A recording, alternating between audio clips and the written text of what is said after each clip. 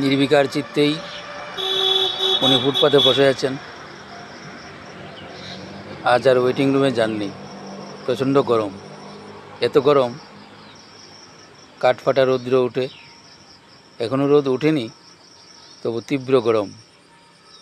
গরমের যন্ত্রণায় নিজের একটু শান্তির জন্য এই ফুটপাতে বসেই বিশ্রাম করছেন।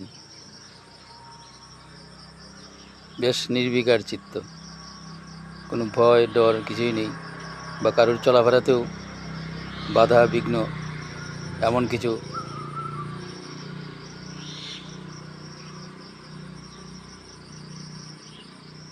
অস্বস্তিকর পরিবেশ তৈরি করছেন না।